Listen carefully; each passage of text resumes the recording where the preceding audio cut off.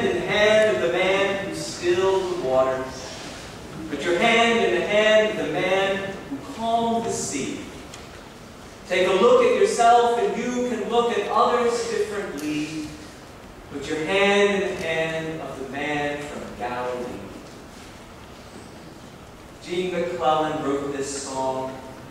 It was first recorded in 1970 by Anne Murray. Shortly after it was released, it was covered by a great variety of very different artists. Elvis Presley and Joan Baez, Frankie Lane and Bing Crosby. Put your hand in the hand of the man who stilled the waters. The simple chorus tells the story of Jesus and Peter in the gospel lesson today. The passage is familiar, but too often we fixate on one single detail in it: Jesus walking on water.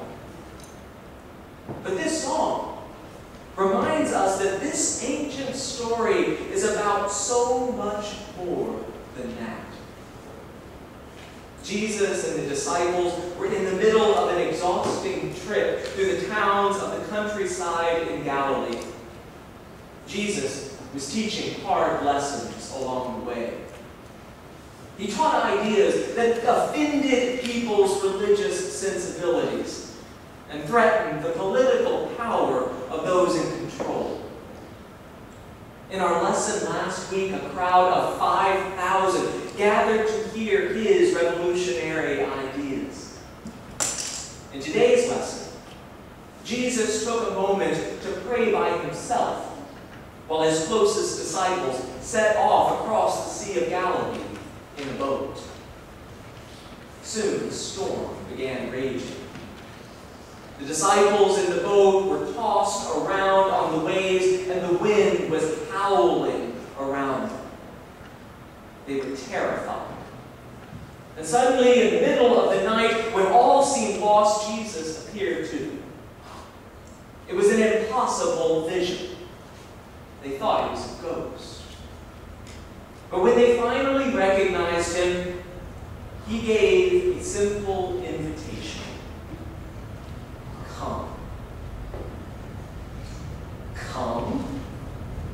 They were in the middle of a lake. There was a wild storm raging around them. What a silly thing. What a stupid thing. To leave a boat in the middle of a storm. It would be foolish to let go of the only thing between you and drowning. The only thing between you and a wild sea. Yet that's exactly what Jesus asked Peter to do in the storm. Come. Come to the unknown. Come into the tempest. Come to me.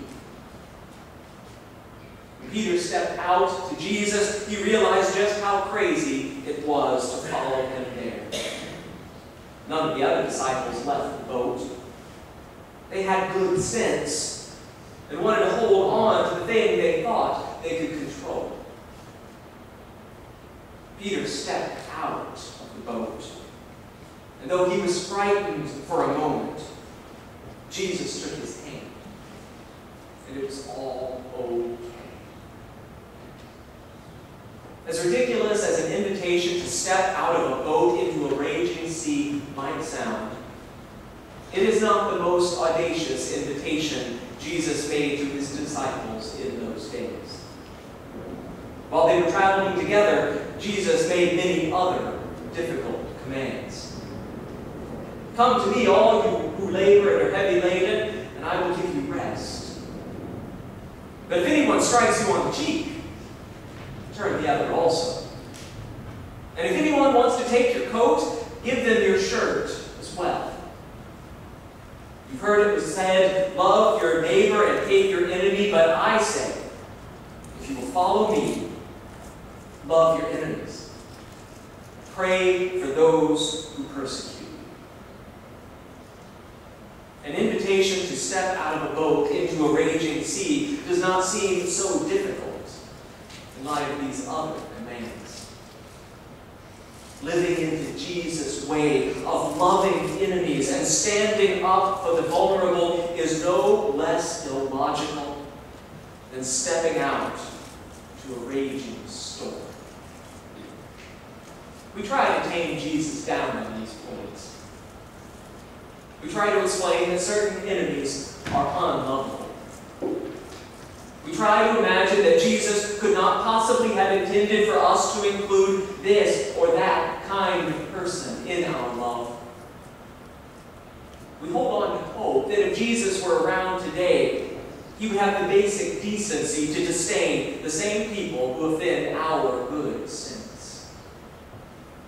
But when we try to tame Jesus like this, we forget that he is the one who asked Peter to step out of the boat. Pressing question that confronts each of us today is whether we would seek to follow this Jesus when he asks us to step out of the boat we are in. Right now, our boat is rocking in a terrible storm. This past week marked the 72nd anniversary of the dropping of atomic bombs in Hiroshima and Nagasaki. In the wake of this humanitarian tragedy, 2 generations of people were raised in fear of nuclear war. 2 generations of school children the world over were taught to listen for sirens, to huddle under desks, and to divert their eyes from a flash. None of these things would make a difference, but the actions gave some semblance of power, something to do. And as though we have learned nothing over the last 7 decades, world powers are once again escalating rhetoric about a nuclear threat. How will Christians committed to following Jesus step out of the boat in this stormy sea? Or will we at all? Perhaps it would be more comfortable to hold on to party lines, or patriotism, or love of power.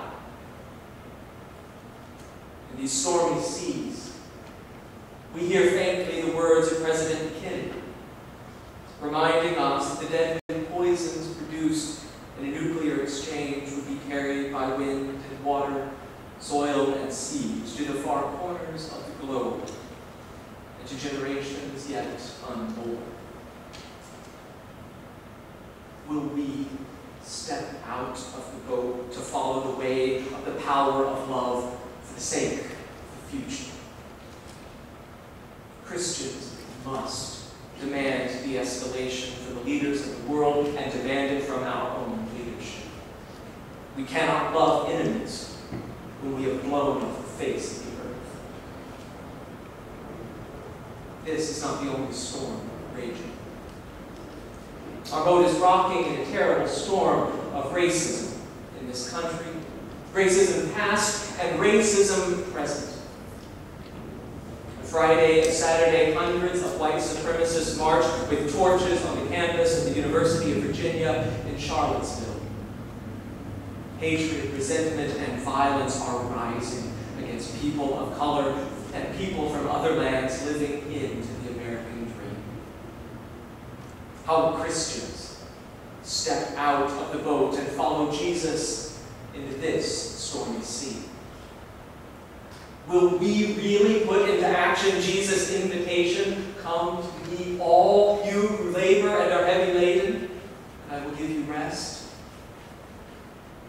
Will we step out of our boats and will we step out of the boats in the power of love to defy racism? Will we be bold to call it what it is, to denounce it outright, and to commit ourselves to resisting it with every fiber of our being? Or will we stay huddled together, afraid to create another ripple as the boat rocks all around us?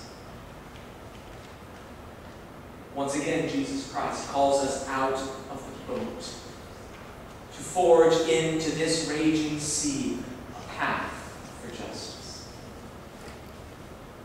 Other storms rage too. Storms that are even more difficult to talk about. Opioid overdoses are killing 1,100 people every week in this country. 1,100 people every week. Drug overdoses are the leading cause of death for Americans under 50. How will Christians step out of our boat and follow Jesus in this sea? Will we continue blaming people for choices made in the past? Choices that have found their presence far beyond their control? Or will we follow Jesus out of the boat to walk alongside those who are walking alone? If it is to survive into the next generation, the church must step out of the boat. We must speak to the deepest needs and most pressing concerns of the present moment, letting the light of love that is in us shine. If we do not, our little boat will capsize, and the world will not miss us. What is the boat Jesus calls you to step out of? What are the hard decisions you need to make to follow the path He has set for loving your enemies, and indeed for learning to love yourself rightly? I do not know what your stormy sea looks like, but I do know that God does not want us to stay in the boat any longer, clinging to what we think we can control, afraid of every wave. Jesus' invitation to Peter is ours today. Come. Step out of the boat. And when you do, put your hand in the hand of the man who stilled the waters. Put your hand in the hand of the man who calmed the sea. Take a look at yourself, and you can look at others differently. Put your hand in the hand of the man from Galilee. Amen. Amen.